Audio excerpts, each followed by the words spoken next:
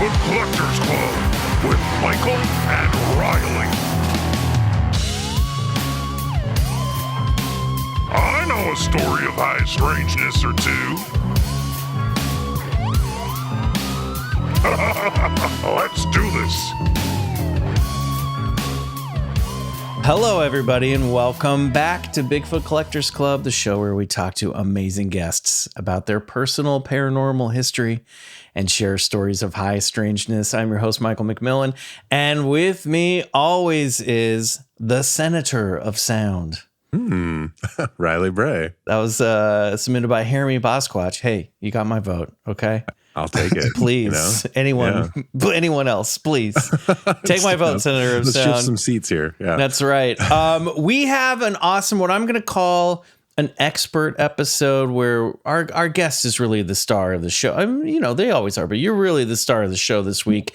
Our guest is a Liberian American photographer, director, philosopher, writer, and digital daddy, exploring topics like the nature of reality, spiritual hygiene, something we probably all need to work on, and what to do when you realize you're living in a simulation. Club Scouts of all timelines, please welcome to the clubhouse our new friend, Elton Anderson Jr. Elton, welcome. Oh, hey, thank you for the intro. I appreciate it. I'm happy to be here, We are brand new friends. It was funny. I was on Instagram a couple weeks ago and saw you talking about a subject that we're going to get into a little bit later that I don't want to spoil right at the top of the show. But I just really enjoy your videos. And then I was surprised to find out that you were sort of recently back to social media. And I feel like you are dropping some really great stuff. So where were you? What happened? Where you're back now? I was in the trenches. Yeah. I was in the, the story's interesting. I had my near-death experience, and we'll get into all this stuff later, but I had my near-death experience in 2019. And then during the pandemic, I lived in Bali, literally for like a year and a half, and just did mushrooms all day and just did fucking DMT, just like lived that life, right? Whoa, and then okay. I came back to America in 2022 and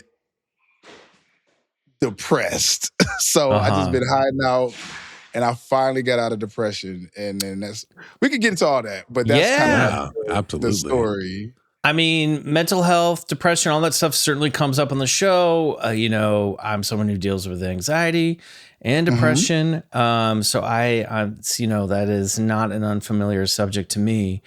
But I'm excited to talk to you because immediately I think in finding your content, like there is just something really positive that you exude, I think, in your videos. And let's just start with this. A little icebreaker question for you. Okay, let's go. What is the identity revolution that's taking place right now? Ooh, well, this is one of my many theories. If you follow me on social media, I'm dropping theories like every day. I love a theory. I love good theories. Love a theory over here, yeah. All right, so the identity revolution. Okay, this is what I came up with. So what I am seeing is that on social media, like right now, we are existing in the fourth dimension, right?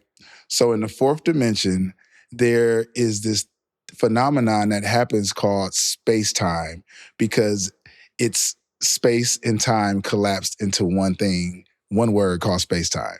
And my concept is like, when we create content, whether it's a podcast, TikTok, Instagram, whatever, we are uploading a digital twin of our consciousness into this fourth dimension. So these versions of us will exist forever. Like people in India or Uruguay can watch us today, tomorrow. We could have filmed this 2 months ago, 2 years ago, and we'll exist in this fourth dimensional space-time. And so I started thinking, I was like, that is where identity, your frequency can kind of live forever, like that movie Everywhere, Everything, All at Yeah. Once. Yeah. So I was like, yo, and then that's a way to just like, you could kind of have it like residual passive versions of yourself, like doing the work while you're doing whatever the hell you want. And that was my kind of like my concept of the identity revolution. And people are tapped into identity. They don't want influencers. They want like people they can see themselves in. They want reflections of themselves. And it goes beyond like race and age and gender and, sexual preference. And it just goes in the vibes. So I tell you what, I have been thinking a lot along these lines recently, and not to get like too deep too soon, but so my dad passed away in December. My second parent to die, my only two parents, but my second parent to die in 2 years. And there's all this stuff, when a person passes away, there is a digital footprint that you have to deal with after they pass, like, real basic stuff, streaming subscriptions, bank accounts, all the stuff that like I have to have my dad's passwords and all these things to log into. I swear this is going somewhere. I changed the his phone to recognize my face to unlock his phone, right? So I kind of have like my dad's digital cache of all of his information that I'm slowly shutting down, over time. And I realize while I'm doing this, that we are kind of at the beginning of this, I think, what you're calling the identity revolution.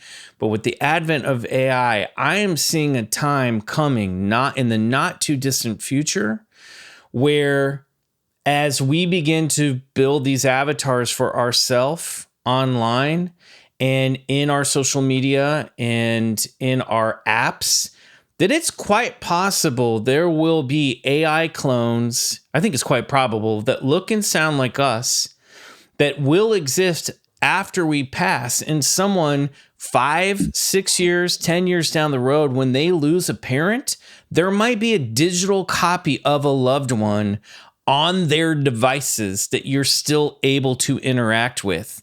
And then you're going to have the weird, bizarre relationship with their like digital ghost. And I'm in a very tangible way, So that's what I've been thinking about. I kind of feels like we are going to clone ourselves, in this fourth dimensional space that you're talking about. For sure. And there's like a couple of Black Mirror episodes that speak to exactly what you're saying. Okay. I'm not caught I know up it's on at least Black Mirror. two. I know what you're talking about. Yeah. Yeah.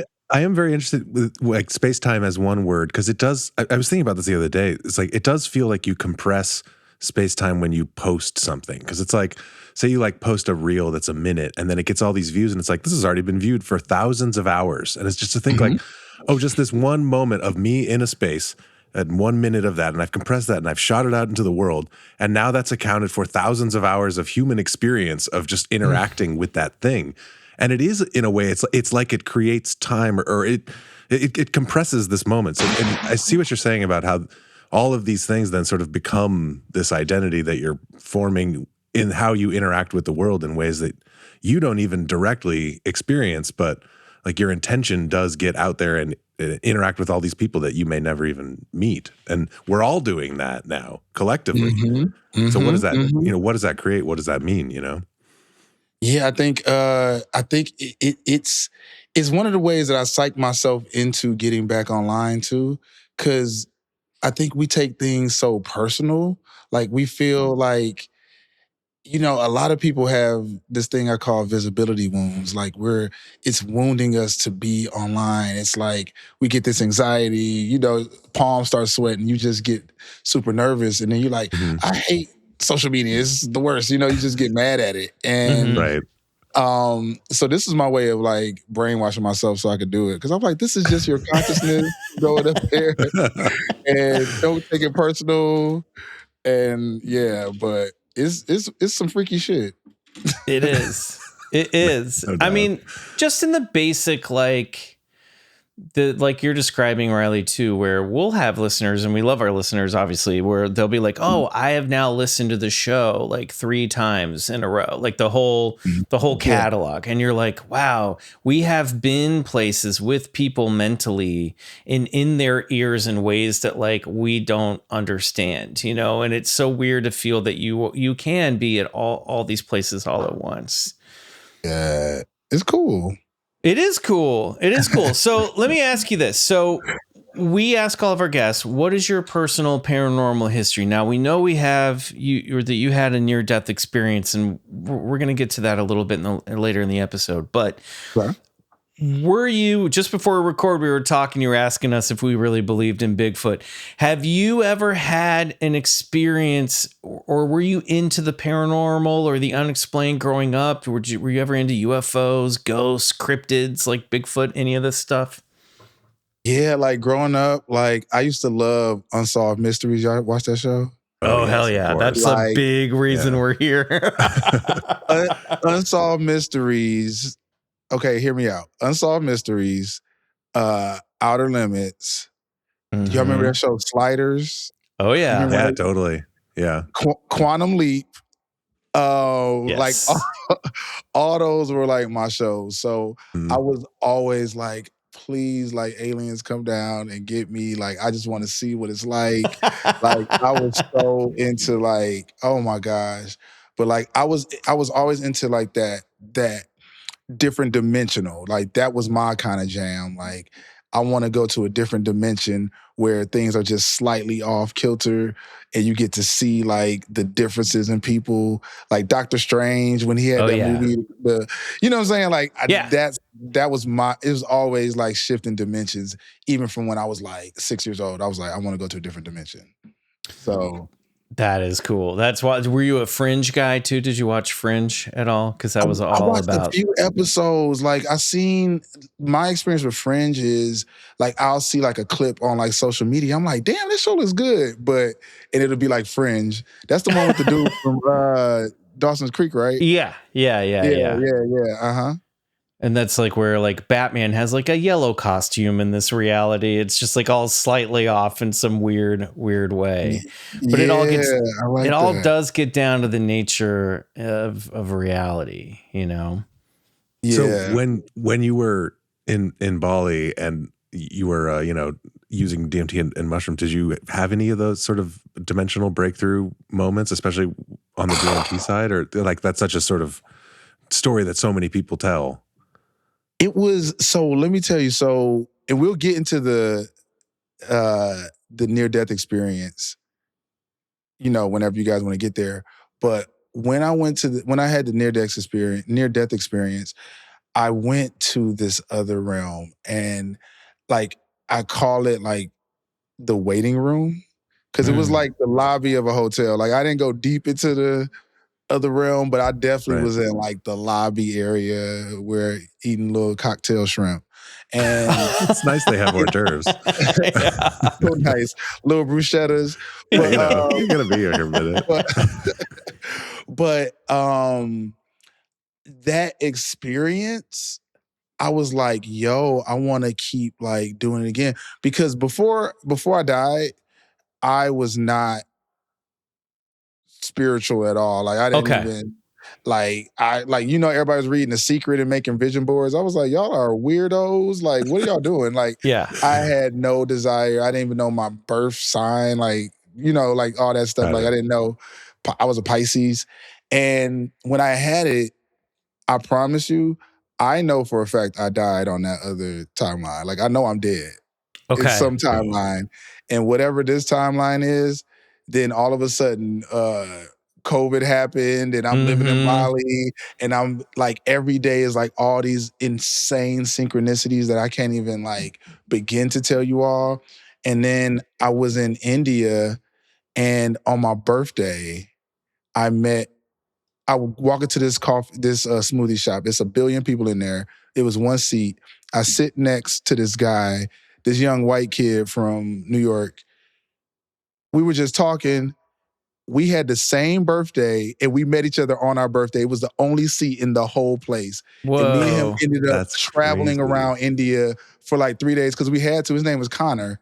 Me and Connor, literally, like I walked in the smoothie shop. It was one seat in that bitch. And That's I sit crazy. next to him and he's with these 2 chicks from his hostel. And we're just talking. And he was like, yeah, I've been traveling. I was like, me too. And he blah, blah, blah. And the girls were like, tell him what today is. And he was like, it's my birthday. And I was like, no fucking way. And we were like, same March 5th, same birthday. And so we ended up traveling around India together because of course, and we found these seeds that the people said that they give you like LSD hallucinations. And Mhm. we were in freaking Hampi, India, in the freaking waterfalls, high out of our minds with a It's guy I always just met. some kid named Connor that you meet that you end up doing this stuff with. Right. It's always blame it on Connor. So after that, so then the next week, the whole world shut down and I went to Bali. And then that's when I was more open to trying all this stuff. Okay, great. Wow. All right. We have to take a break already. This is stupid. But we're going to come back. Let's get into all this stuff because I think we're ready. Yeah, we cracked the seal here. Yeah. Cracked it.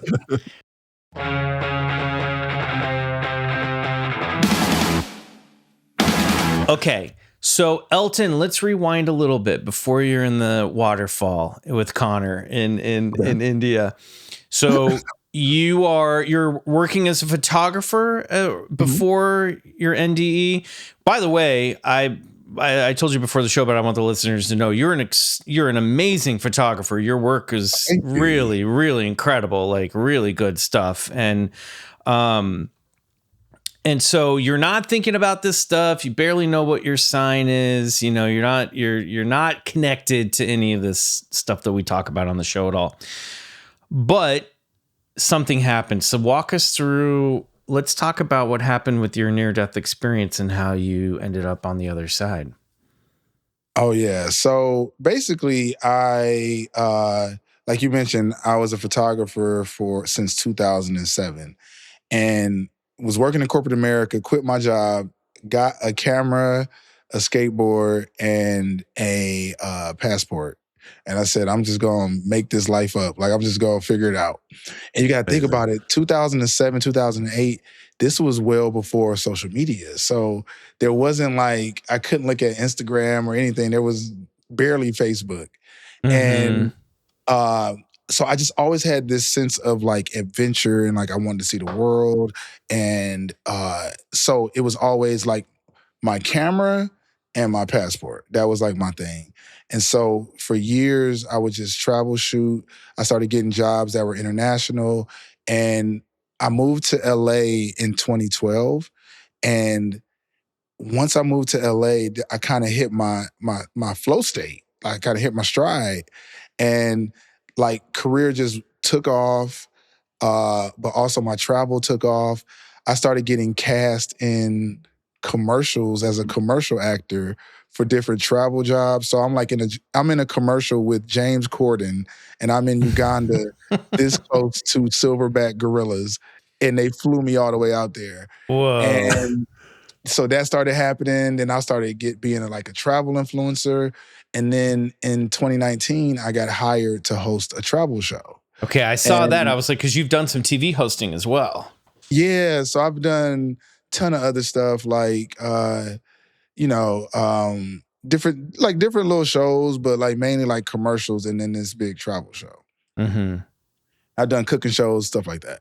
Mm-hmm. And so I'm hosting this show. The show's called Lens of Culture, and it was a show dedicated to the African American community and showing like, hey, we travel too, and this is where we go. Cool. And so we went to places like we had episodes in everywhere from Harlem to Dominican Republic to New Orleans.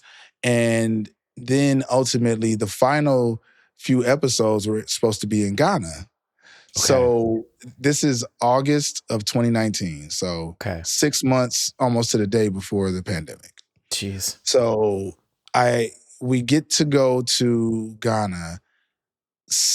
At the same time, I decided that I was going to start traveling the world by myself, and I was going to live in a different country for 12 months. So every month I would live in a different country for a year. So it'd be 12 countries, 12 months. Yeah, and I was going to yeah. document it on my YouTube channel, and it was going to be my whole Black Anthony Bourdain type of vibes. Like that was.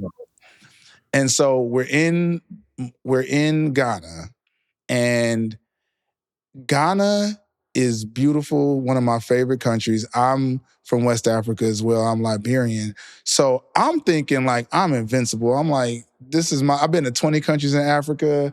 I am super duper invincible. Like my blood is like kryptonite, you know what I'm saying? Well, anti-kryptonite. But yeah, right. But what's prevalent in that part of West Africa is malaria. And as you can imagine, I did not take my malaria prevention pills because they really make me super sick. So I just figured, it was my ego. I was like, I'm okay. Ain't nothing gonna get me. Whew. So we filmed the episodes. I think I'm good. I start my journey September 1st. I go to Brazil. So I'm in Brazil, like I'm hang gliding, I am climbing mountains, I'm surfing, I'm skateboarding, I'm drinking all the caipirinhas, like I'm living my best life. And on the 7th day, I wake up and my whole body, I said, I feel like I'm about to die. And it wasn't like, oh, I feel sick. It wasn't like I feel like I got a bug. Literally the word was, I feel like I'm about to die, because the malaria had taken 2 weeks to kind of fully manifest. And for who don't know, malaria is actually a parasite. So the parasite is, travels with the mosquitoes. The mosquito bites you. The parasite gets into your red blood cells. And so it starts to reproduce itself. And as you can imagine, your red blood cells are literally everywhere in your body. So I started going blind. I couldn't walk. I had decreased kidney function. I had decreased liver function. My God. It literally felt like death. And by this time, the the parasites are like having a party in my body. So they're all over, and I don't know what is happening. Because you remember, I didn't think about it. So I don't know what's going on with me. Yeah, and you think you're good and you've been gone. Yeah. You're like, I was hang gliding 2 days ago. What's going on? Yeah. So I'm like, what the hell is happening? And literally, and the thing about malaria too is it's extremely like deadly. Like the mortality rate on malaria is like 70% of the people that get malaria die. Jeez. So I had a 1 in 3 chance of surviving this thing. And I'm in freaking Brazil by myself. So I don't know anybody. I don't speak Portuguese. So that's the setting. So I did what any grown man would do. I call my mommy. Yeah. And I say, Mommy, I think I'm about to die. Like I wasn't exaggerating, because it was like I can't explain it, but you could just feel like yourself eroding on the inside. And so my mom, it's so funny because my mother, like I've always been a kid that's like so independent. Like I never needed help. And this was like the first time I called my mom for like help. And so I said, Mom, I don't know what's going on. I feel like I'm about to die. I called her maybe at 11 a.m. She was on a flight that night and she was in Brazil the next morning. Mom. Wow. But during this time period is when the near-death experience happened. Whoa. Okay. So okay. You want me to go into it? Yeah, just please. keep going, Yeah, dude. no, we're there. Yeah. Hanging on the edge of the seat. I'm trying to edge you guys. No, we're edged. We're not edge lords. Give us. So I I can't eat. There's no appetite. I could barely drink, and I'm just like, what the hell is going on with me? So all I could do is just like lay down. And at this time, I can't remember what time it was. I remember at least the sun had set by this time. And you don't go to the And hospital. You're not calling a doctor oh, yet. You're just sleeping it off, return to rest in your hotel room. yeah, I'm just like, whatever this is, I don't know. And I'm like, what? I didn't even think to call the hospital, which is weird. Like, Well, you're probably just not It's a thinking straight delirium, anyway. yeah. You're Yeah.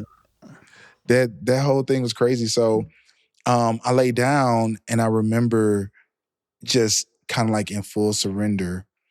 And during that time, I was visited by these four figures, Whoa. and they were feminine in nature. But I can't remember like faces or anything like that. But I could tell they were like more feminine, tall as hell, like 10 feet, but maybe they were floating. And what I remember is that the way they communicated was more of like a telepathy, more of a telepathy than Telepathic. it was more than words. And they took me to the great waiting room in the sky. And I remember that I didn't see like any pearly gates. I didn't see any dead loved ones. What I saw, or better yet, what I felt was like this. It was almost like an ocean of energy, but Wow. it wasn't wet. It was like a dry energy, I guess, a cloud, maybe something. Mhm. But it was, I can't explain it, but it was just like a vibe. Like I could feel the frequency around me. And it felt like the warmth you get from love. Wow. So This is wild. oh yeah, it felt like because I remember being so at peace, and I remember there was no fear at all, and I remember that I had the option to stay, and it felt like oneness. Like there's this concept in human design which I'm into, but it's known as the fractal. And Mhm. it's like I return back to this fractal of oneness. And the example that I give now that I'm on the other side of it is when we when we come earthside, it's almost like we're part of this ocean. And then when the ocean hits the shore, there's this splash, right? All the water drops, splash, and go everywhere, right? That's our lifetime. Our lifetime is in that splash. Mm. That's so So good. compared to the vastness of time that this universe has existed, to us, that splash is a split second. Mhm. But in these bodies, in these meat suits, in these avatars, it's like 70, 80, 90 years. And then we all return back to the source. So that was kind of like the message I got from that experience within that time frame. And literally they gave me the choice to stay. And I remember thinking, like, if I die, my mom will kill me. So I said, let me not Yeah. get dead twice. And so I decided to, like, I don't know how I pushed through, but I pushed through. My mom came the next morning, and literally the lucky for me that the one of the best infectious disease hospitals in Brazil was not too far from the hotel. Whoa. And I got plugged up to the machines. I lost like 25 pounds. I mean, I had a Jeez. six pack after the malaria, but Not a great it way to was get it. Yeah. right. But it was crazy. It was crazy. And I would say this one last thing before we keep going. But I remember that when I was in the hospital, that they didn't have a bed for my mother. All they had Mm. was like these two chairs. And I remember seeing her one back on one chair and her feet in the other chair, and she was just sleep peacefully. And I remember thinking like, wow, that is love. Like that, the same love that I felt in the realm, I Ugh. got to experience it looking at my mother. And I was like, that is what love is. Because at the time, I was quasi famous and so many people like watching me on television, like, oh, Elton, you know. And I was like, that's not love. That's something that's, it's validation or adoration. But real Mm-hmm. love is what my mother embodied in that moment, and it was the same love I felt in that spirit realm. Wow. Wow. Okay. I mean, that's profound and beautiful story. Yeah. Thank you. Let's take a quick pause. We're gonna come back. I'm gonna unpack. I got a lot of questions and Yeah. popping up with some theories of my own.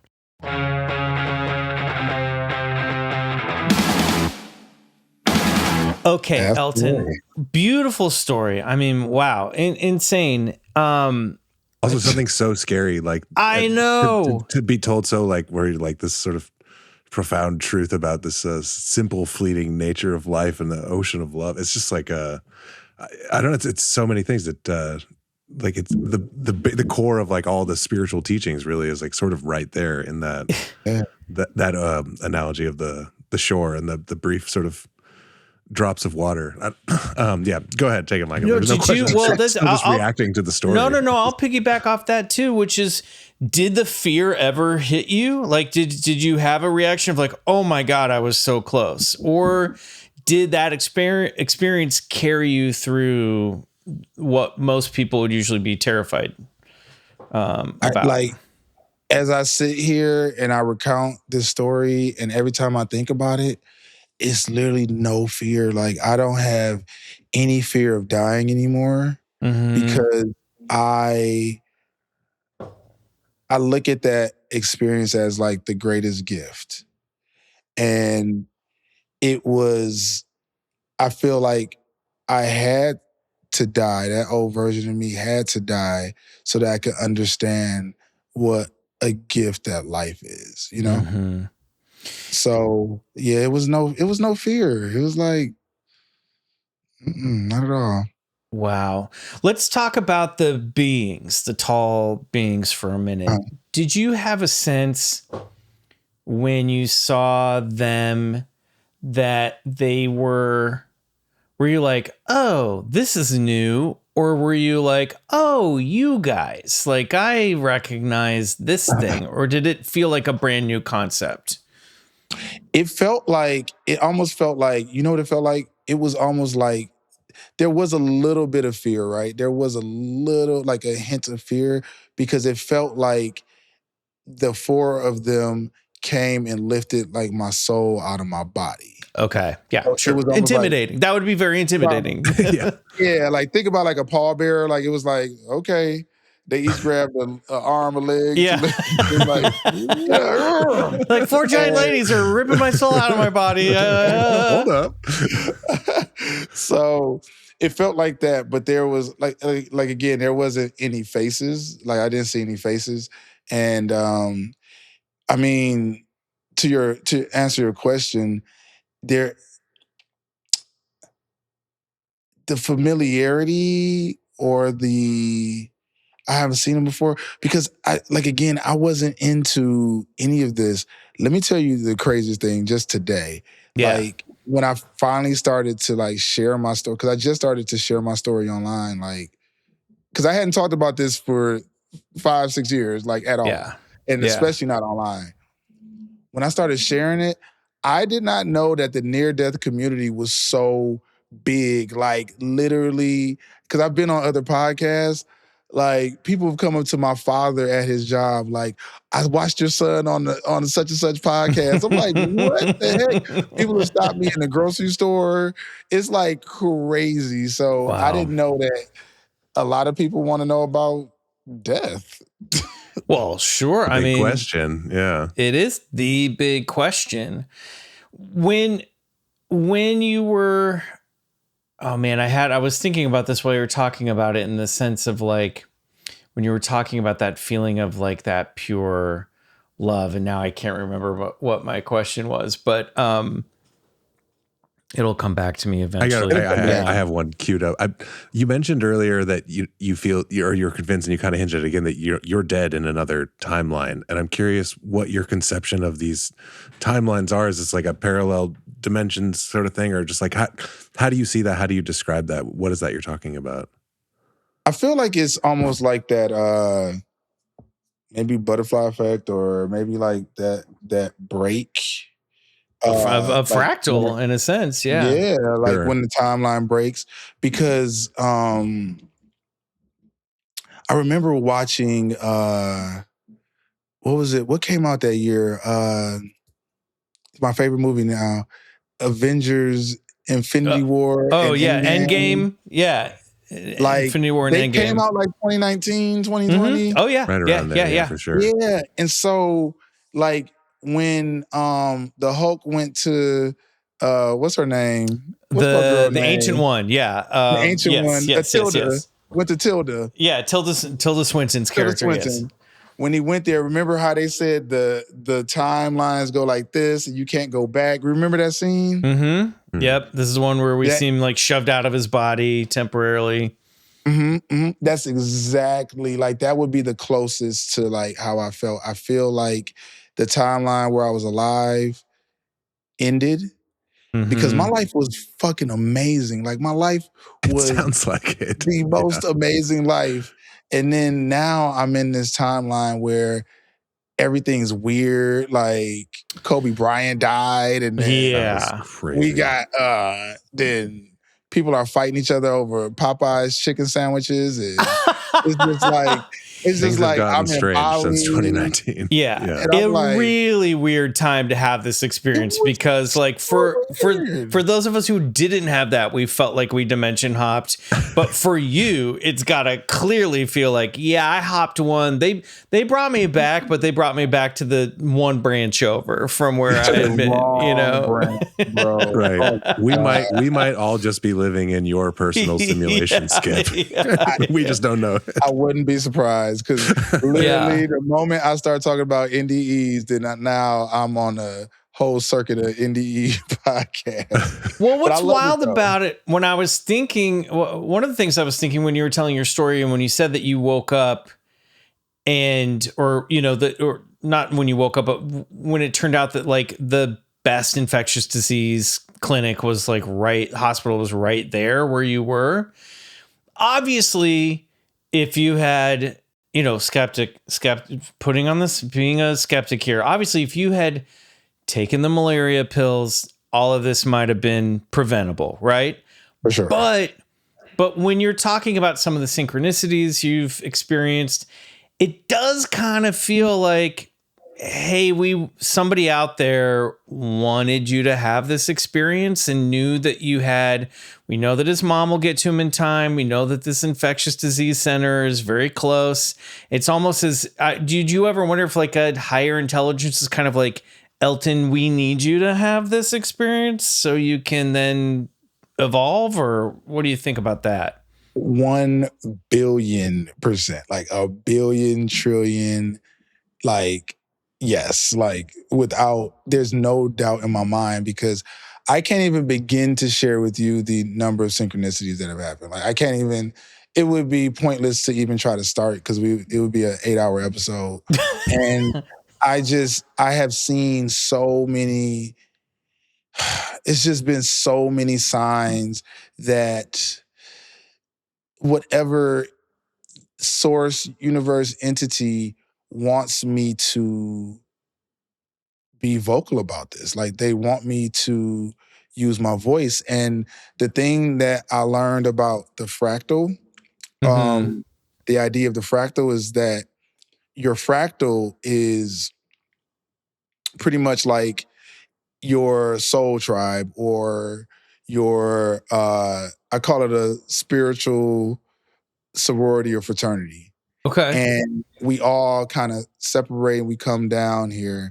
And a lot of times your fractal may not be your family. It may not be, because my parents and my sister and my brothers, they don't give a damn about this stuff I talk about. They don't care. They're like, okay, Elton. They're like, okay, oh brother, here you go again talking about fractals in the universe and the dimensions. Like they don't even engage. Like they think I'm crazy.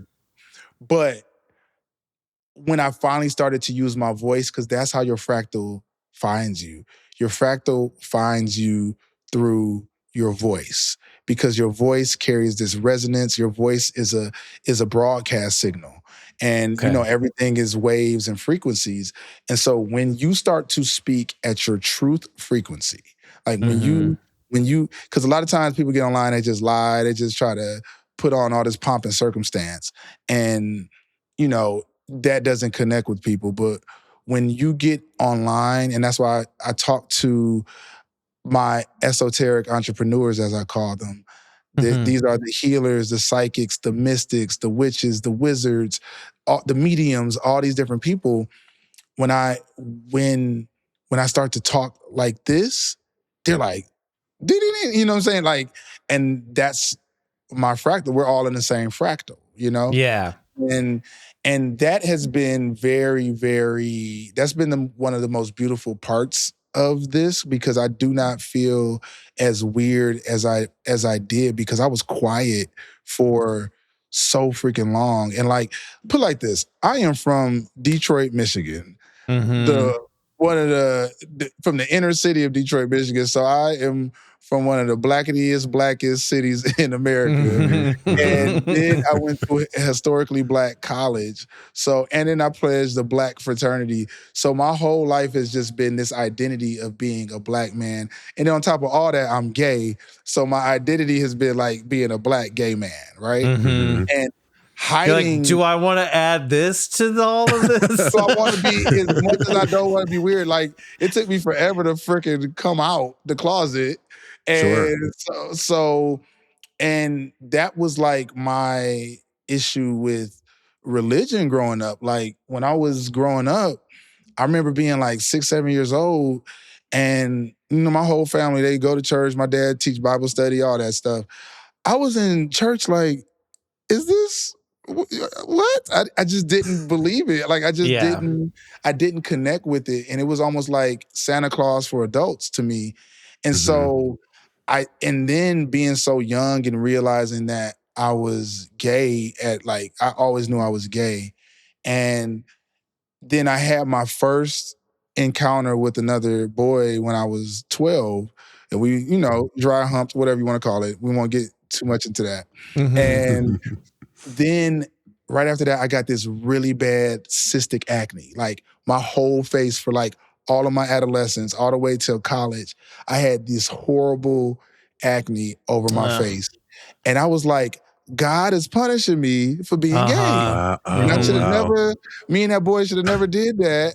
And I'm like, oh, brother. So my brain was just chopped. Really, it's probably the stress of feeling judged for that is causing it. Yeah, right, it's exactly. Not the thing at all. It's the stress of all these like layers of conditioning and identity and all this stuff that you're like, all of that. So I didn't want to add any more weirdness to what was already happening inside of me. So it literally took until October 15th of 2025 last year is when I finally healed my inner child. Like I finally healed I finally went back and talked to him. We finally had a heart-to-heart. That was a deeply personal situation for me. And ever since then, I started talking about this stuff. I finally found the courage to like get online and turn on my camera and turn on my phone and start talking. And now I'm here talking to my new Bigfoot buddies. Yeah, exactly. That's how this works. It's so funny. I mean, you cast a line out and like, the moment I saw your stuff, I was like, oh, I immediately reached out. I was like, oh, we got to talk to this guy. We're going to click. I just knew, you just had that feeling like, I know that Riley and I are going to click with this guy. You actually reminded me of the thing that I wanted to ask you before that I couldn't think of, which relates to the fractal, and that moment when you're like, oh, I am this drop of water, but like we are all part of this larger body of water, the oneness, that you talked about. Did you get a sense? Because this is a question that I always wonder, like, and this is my ego talking here, but like, did you have a sense that like your individuality or the you-ness dissipates when you return to the source, or are you still Elton? Are you still the drop of water that's Elton mixed in with all the other drops of water? You know what I mean? Yeah. I think it's kind of like this. It felt kind of like this loss of identity to the point where it's almost expansive. That's the way I would say it. Like it expands you to like, because we limit ourselves through all this conditioning. Like there's so many things and titles we give ourselves to have identity. There's so many things that we ascribe to our self-worth.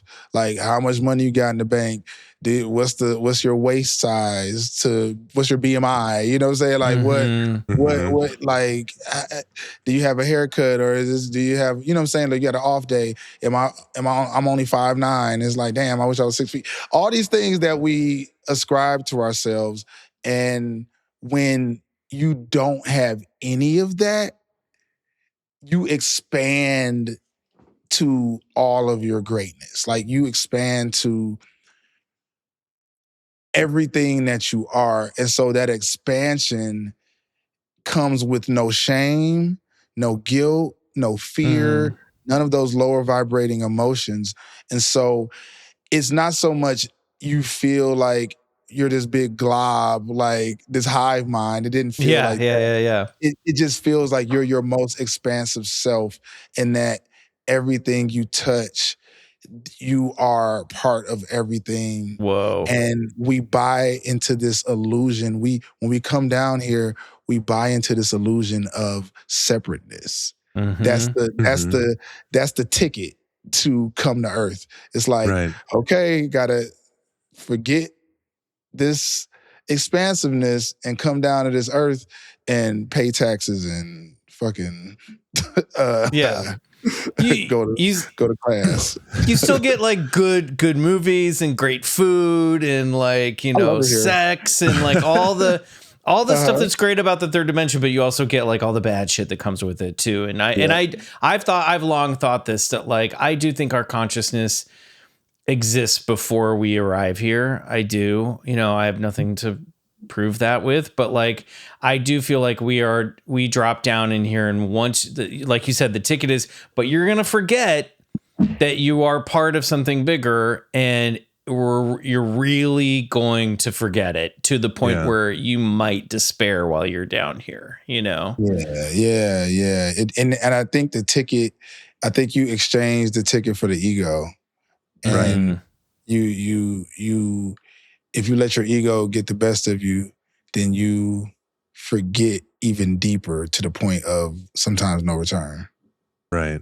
But it is also the separateness which allows you to then have the experience of like learning the lesson about love, where like you were talking about, you opened your eyes and you saw your mom sitting on those chairs and you felt that same sense of love that you felt from like the original expansiveness. That's because of the separateness. That's because it's these two beings in this moment where it's like, it's almost like that's why we drop into this thing, so we can like learn about the source or see it anew, like get context stand on it, outside of yourself a little bit. Yeah. And then so it's like, that's why that was such a profound like close to that, where you see her and you go, oh, I recognize that. That's what I just was. So it's like but you can't get that without the separateness, because and that's where we have to all interact with each other and figure out that's like what we're doing here, really, at the end of the day. It seems like it should be. And I think too, that's 1,000% yes on that. And I think too, just to add a little bit more context, is that the world is shifting right now. Like there's such big shifts happening. There's this one prophecy of like 2027 where in human design and a lot of other people I've talked to, where there's like this great mutation. It's already happening now, but you know, it's not like the end of the world or nothing like that. It's just like people are waking up and people are like really tapping into their different things. Like, I have so many friends that like have hit me up, like Elton, like I've been hearing stuff like her mother had passed 10 years ago and she is not spiritual at all. And she was like, I was at this freaking sound bath thing and I heard my mother talking to me. And so now I got to figure out this. And you know what I'm saying? It's like a lot of us are experiencing these things, and I appreciate you all for creating this platform. You know, that's why I was so excited when Michael hit me up, because I was like, oh, I love this. And I was like, I love the idea of like comedy and because this shit is funny. Like this whole experience at the end of the is day. a literal theater, comedic theater. It's Hamilton or some shit. It's like it's absurdism.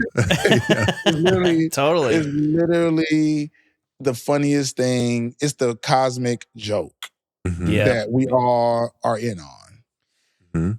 Oh, I couldn't agree more.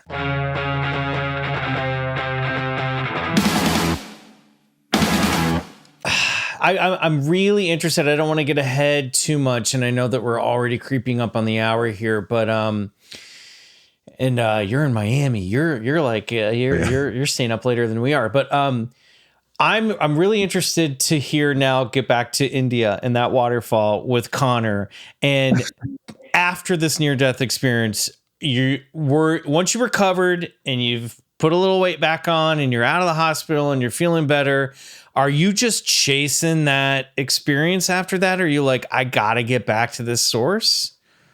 So interesting. So great question. So after I got out of the hospital, after I got out of the hospital and, you know, was able to walk and all that, and the amazing thing is too, it was perfect that I had malaria in Brazil, because we walked out of the hospital and literally didn't have to pay a penny. Jeez. If I would have got a paper cut in the States, $35,000. So that was like a blessing that it happened there. Wow. But I got back, and then that's when I started diving into all of the spiritual woo-woo stuff. So I was reading books by like Dolores Cannon, Neville Goddard, Abraham Hicks, Eckhart Tolle. I remember I read Eckhart Tolle, Power of Now, and I remember like, this ain't deep enough for me. I need to get like deep. So I need to find those 4 ladies who are yanking my soul out of my body. Like we gotta get I've already graduated past this. Yeah, I got that part. Yeah. I was like, this is too new age. I need to go deep. I want to know some shit that I ain't never seen before. So I just remember being fascinated, and I remember wanting to experience that experience again, because I never was really. At the time, I was 37. I'm about to be 44 in a few weeks. But at the time, I was 37. And up until that point, I had never tried a mushroom. I barely drank. I had took a few puffs of weed, but it wasn't like, you know what I'm saying? It was like, I wasn't into like the substances. Yeah. And so after I came back to the States and gained my weight back, it took me about a month, because I was weak for literally like a month. I'm sure. Just ate, always sleeping, always laying down. And when I gained my weight back and got my mojo back in November, I went back to Brazil. And I said, I'm not going to finish this freaking thing. So I went back to Brazil. And then in December, I went back to Ghana and took my malaria pills. And I wanted to face, I was like, I want to face both of these places head on, because I'm not no punk ass bitch. So that is very important. And and then in January of that year, I went to Southeast Asia. I went to Myanmar. I went to Laos. I stopped in Bali for a little bit, went to Cambodia all by myself. Then in February, I went back to Rwanda, Namibia, like slept in a tent by myself in the desert for 3 days, like alone. I did all this alone. And it was still like I was searching for myself. So by the time I got to India, I remember that I woke up that morning of my birthday in tears on the beach because Goa, the part of India I was in is called Goa. And a girl in Bali said, you got to go to Goa. And I was like, well, I'll just go there for my birthday. Goa was colonized by the uh, Portuguese. So it had this Portuguese and beautiful vibe. But in the 60s and 70s, the hippies came and they turned into like this hippie destination. So if you go to Goa, which I think everybody should go to, it has such a vibe. And when I got there, I was like, now that felt familiar. Like Goa felt like I had been there Interesting. before. Like of any place I've been to 90 countries. And of any place I've been, I would say Goa is the number one place I was like, oh, I've been here before. And I started having visions that I was reincarnated from this brunette white girl named Elizabeth, and she had like mousy brown hair, and it was like a bob. Like I like felt like she was a hippie, Whoa. and I felt like she was in the Black Guys. That's why I'm in the Black Guys. Like it was just Elizabeth, yeah. getting Okay. all of these like visions. So Go was definitely the vibe. And then after I had experience with Connor, then I was like, as the world shut down, I literally went to Bali on March 14th, and then it shut down the next week. And I mean Wow. the next day. And so I Yeah. lived in Bali Right, yeah. for 14 months. And So that's where when I did everything. you quarantined or whatever. That's where you were Mhm. for COVID. Wow. Yeah. Yeah. So it was amazing. It was like, and they shut it down. They shut Bali down so nobody could come in and come out. And, for the first month, everybody was kind of like trapped in their respective villas or whatever. But then around like late April, early May, after about a month, then people started coming out. So it was like being on this big college campus, people from all over the world. Like I had friends from the Ukraine, Wow. Korea, London, Germany, like literally any place you could think of. I had friends from that place, and we were Wow. just stuck on this freaking island What a vibing. So place to be stuck, it though. was I mean, seriously. crazy. Like people were falling in love intensely on Tuesday, and then they hate each other on Thursday, and then they're doing shrooms together on Saturday, and then like it was Wow. insane. The energy was crazy. Wow.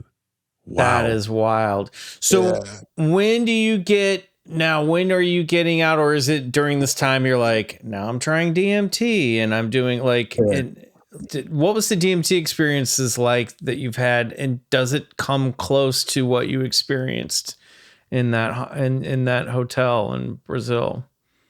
So I would say before the DMT was shrooms. And so in Bali, mushrooms are like everywhere because what happens is when it rains, the mushrooms pop up the next morning in the cow dung. Mm-hmm. So wherever the cows are and it's some rain, that's the recipe for fresh mushrooms. And what happens is you get you a little Balinese homie, he go pick it up, clean them all for you, and you give him like $5-6 in Bali money, and you got your shrooms for the day. So I was like micro dosing and mega dosing like every other day. Like I'll put some shrooms in my morning smoothie.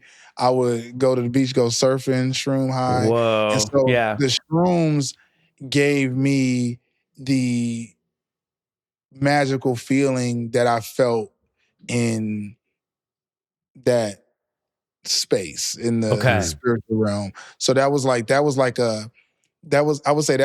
like maybe like 60%, 70% of that feeling I had. Mm-hmm. And then when I finally bumped up to DMT, I did that through Bufo. If you know the Colorado River Toad, you know that Bufo? Yes.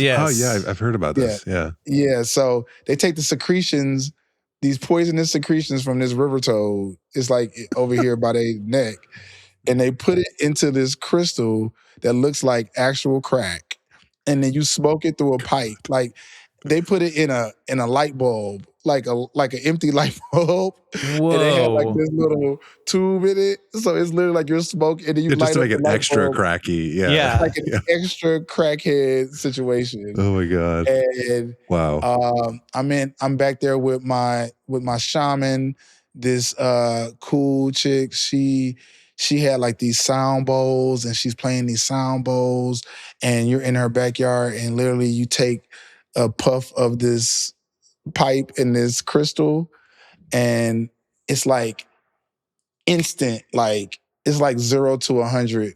And I remember I felt like I went up, and then it went black, and I felt like I was this small in space, and this blackness was like so vast and never ending, and it just felt like this big echo, this vacuum. And the thing about Bufo, or that version of DMT, I like it because it's just like straight to the point. It's clean. It's not like from what I've heard of ayahuasca, it's Yeah. not for me, because Yeah, I no, don't not for want me to either. No. be in a room purging with 20 No. people. I don't need a And- diarrhea bucket in front of everybody. Yeah. It's literally my worst nightmare. That is the worst nightmare. Like to hear other people barfing. Like I could. So I love DMT. It was super clean. Great experience, but nothing 100% compares to the actual dying. So you gotta apparently die to get that hit. By the way, none of you are allowed to go smoke Bufo out of a light bulb unless you've had this Yes. near-death experience. All right. Exactly. Yeah. He's initiated You won't already. be safe out there. Yeah. That's wild. I mean, but then so you come back from this journey, and sounds like you had a moment before you came back on social media where you were just feeling down, The dark ages. yeah. Yeah. What The happened? dark How'd you lose, or what do you think led to? And we don't, obviously this is we're getting into really personal territory here, so Hey, we're bros. It's okay. yeah. But I'm just saying, like, Us and the rest of the open internet. Yeah. I guess the answer I'm leading you to, which I don't really want to lead you to, is it sounds like even with this experience of love, it's still hard to hold on to that sometimes and hold on to the perspective of like, hey man, I'm not afraid of death anymore. There's something bigger happening here. You still get hit with the darkness, huh? Yeah, I mean, America's a heavy place, and especially like Los Angeles, sure. it's heavy. Like Bali, they call Bali Mama Bali because it's very feminine, and the veil between the spirit world. And have y'all been to Bali before? No. I haven't. No. So in Bali, like the people of Bali, they come and bless your doorsteps every morning. So like everything's always blessed. So they put these little offerings right in front of your door. If you're staying in a villa, if you're staying in a hostel, whatever, and they put these villas, and then the food is fresh, and the veil is so thin that you just feel so connected to the spirit realm. And then to go from that to freaking the freaking 110 in LA, and the and the 101, like it's crazy. And so I try to go from this expansive version of myself. Like I started wearing Birkenstocks, and I started being like turning to this hippie, and I try to come back to, because I had to work. I had to like figure out how to make money again. And so I go back to LA and try to fit back into this photographer persona. And by this time I'm fully trained in being a human design expert and reader. I don't know if y'all are familiar with that. No, we didn't even touch that yet in system. this episode. I know, yeah. We'd have to talk again. But it's this really cool self-knowledge system that goes deep into your genetic codes, and it tells you how to exist in this world. So I was doing readings for like people like Lenny Kravitz and these millionaires and Russell Simmons, and like I'm doing all this human design stuff. And then I come back to be a photographer. And that was I moved back to LA on 2/22/22. And literally it was like Bro, it was so dark. I just started abusing substances. Like I was smoking weed 3 times a day, like wake and bake, let's go. Mm-hmm. After the gym, let's go.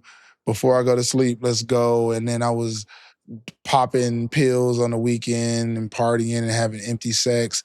And just, it was a wreck. And Yeah. I was not engaging in any of the spirituality that I had fallen so in love with. And so I just lost myself, man. I just was so depressed. And like I said, it wasn't until literally October of 2025 that I finally went through my full dark night of the soul Mm-hmm. and completely went through my shadow. I started writing and journaling like a madman. And I was finally able to find the courage to start using my voice again. Mm. And I would give this advice to anybody that's going through it. Like, it wasn't until I integrated my shadow and really looked in all of my dark, because in photography, if you think about it, as a photographer, everybody's like, oh, it's all about light. You got to capture the light. You got to get the best light. Like, it's lighting, lighting, lighting. What it takes to become a true artist is mastering shadow. And Mm-hmm. that's when photography, that's when a picture turns into art. When somebody knows how to master the shadows and integrate the shadows into the work. The light is great, but you got to master the shadows. And it wasn't until I did that I was Wow. able to be myself. Wow. And here you are, and this is the product. And it sounds like strangely, and not so strangely, that you have integrated, pre NDE Elton with post NDE and spiritual Elton now, because it sounds to me like when you were like, I went back to LA and I picked up the photo, I became, it's like that to me. I was like, oh yeah, you're trying to pour this stuff into an old mold that you've already outgrown. So that's not going to work. But sounds like you've taken all these different aspects of yourself and put them into your current form, which will obviously continue to evolve, Yeah.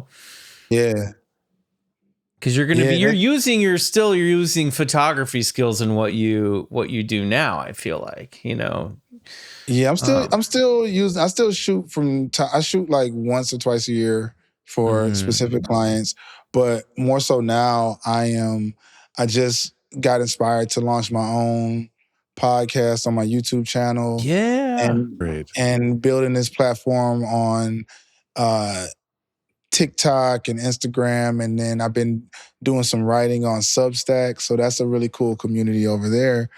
So it's been fun to become a content creator. I do talk a lot about building an online business and like wealth consciousness, because I think that spirituality and abundance are one and the same.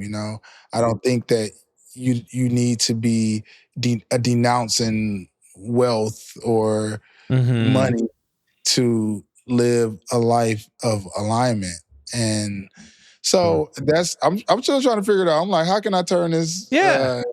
into some coins too as well? But because I love having living a rich life. Well, So it does give you a sense of freedom. You know what I mean? That's the thing. I mean, I think the real key for like being able to make money is you're hoping you're making money in a way that allows you to continue to explore and do the things that you feel free to do to create and all of that stuff. It's harder when you're like, I'm fucking broke. I can't do, you know what I mean? Like we've all been there, like, so that's great. Well, so on that note, where can people find your stuff, Elton? Like if they want to read your stuff on Substack, or where should people go? I'm going to put some links.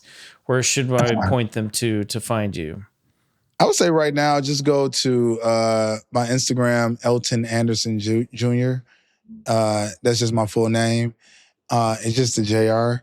And then My YouTube is popping, and then there's links to Substack and TikTok on both of those. But Great.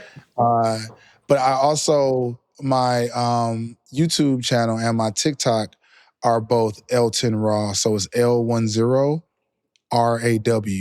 Okay. And I say that's like my rap name because I feel like I'm a rap. I feel like this new persona is a rapper.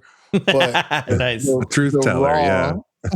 But the Raw is it's an acronym. And it's also means that I'm just raw and real, but raw stands for reality is already written. Cool. So your reality is already you're already designed. It's like we're all seeds. Like you may be a mango seed, you may be a pumpkin seed, I may be an apple seed, but we all come down here, and it's the idea that we have to remember what kind of seed we are. And once you get to the environment and get the nutrients and get the notion that, hey, you're just supposed to be an apple tree, and that's all you got to be. You already are that. You just have to be aligned in that. And that's kind of like what my whole new mantra is for life. So. See, Elton, you're already synchronizing. We apples come up a lot on this show. It's too difficult to explain, but Appleseed, new. The listeners will know. Star consciousness. Yeah, they will know. It's a fractal. We have I have my own rap persona on the show. His name is Applesauce, and now we were adding to the continue to add to the family tree. So to speak. Rap, so to speak. Elton Anderson Jr., it's been such a pleasure to get to know you and just to meet you, and absolutely would love to talk to you again. We'll point, we'll tag you and the stuff on Instagram on our side, and we'll send you links and everything, and people will know where to find you. So thank you for being here. Everybody else, thank you for being here. If you want more BCC, come join us at bcc.supercast.com for 3 bonus episodes every month. Maybe we'll get Elton over there for a bonus episode at some point this year. Who knows? Yes. And ad-free regular episodes like the one you're listening to right now, and music from Riley. If we don't see you over there, we will see you back here next Wednesday for an all-new episode. Until then, good night. And go get regressed. Dude. Wow. That was great. Amazing. Yeah, amazing. You're a modern day mystic adventurer. I know. Storyteller. You got a book.